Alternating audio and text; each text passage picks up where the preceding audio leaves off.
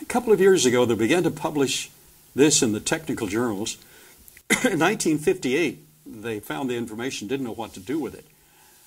They found that there's a shield out there, in addition to our normal atmospheric shield.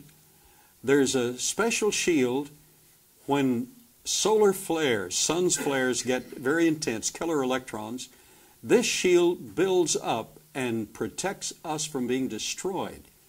It's like a Star Trek shield that repels alien weapons, all designed for our benefit. And it's in 3 dimensions, 3 layers. They knew there were 2 layers. They called these the Van Allen radiation belts, but then they found a 3rd one that built up if the intensity became sufficient. Again, additional images corroborating this incredible design just to keep us alive.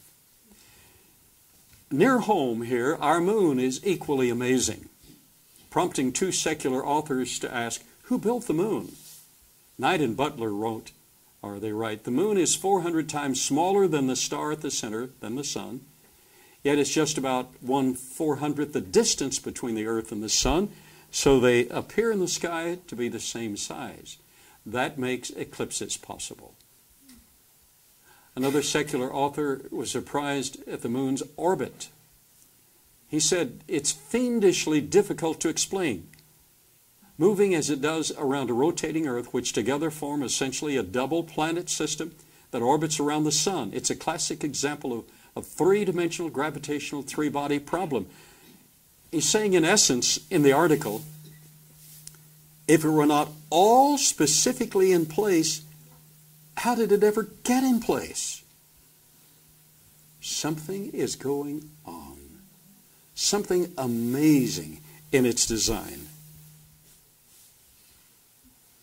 Here again we see the spanning out of the planets, the time-telling purpose of these planets.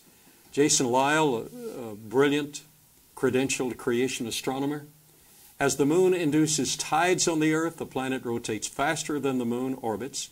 Need to get this. And the tidal bulges get ahead of the moon. They then pull forward on the moon, causing it to gain orbital energy and move away from the earth. Did you know we're losing our moon? 1.5 inches a year. Now, did you get the situation? It's going to be a major problem for evolution. As the moon orbits the earth, it causes tidal bulges. But the earth is rotating a little faster than the moon is orbiting the earth. So those tidal bulges also have a gravitational attraction on the moon, so it pulls the moon a little faster. Well, since it's running a little faster, that kicks it into a tiny higher orbit, just tiny, so that in a year, it's 1.5 inches farther away from us than it was in the past, than it was last year. Got it? Got the idea? But that's a problem for evolution.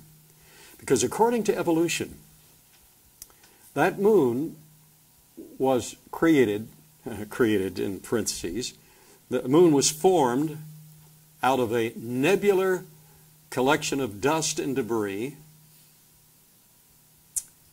5.6 billion years ago? 4. Yes, that's right, 4.57. Yes. 4.57 billion years ago, almost 5 billion years ago, out of dust and debris, the nebular hypothesis, the Earth and the Moon system were formed. Well, how can they form? That doesn't matter, they just did. No, that's not a good answer. It's not a scientific answer. It is a camouflage. But okay, given that, okay, they formed 4.56 billion years ago. Okay, got a problem. Every year, it's going farther out. 1.4 billion years ago, it would have been touching the Earth. Well, long before that, it would have been pulled into the Earth. It doesn't work. It has to be designed.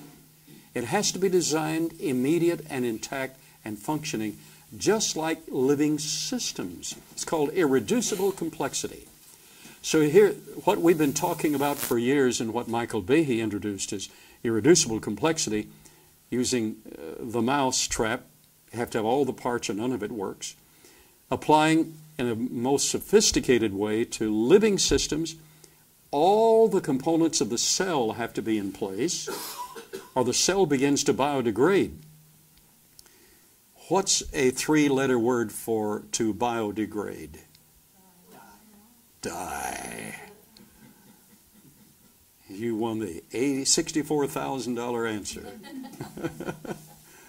Okay, three-letter word for biodegrade is die.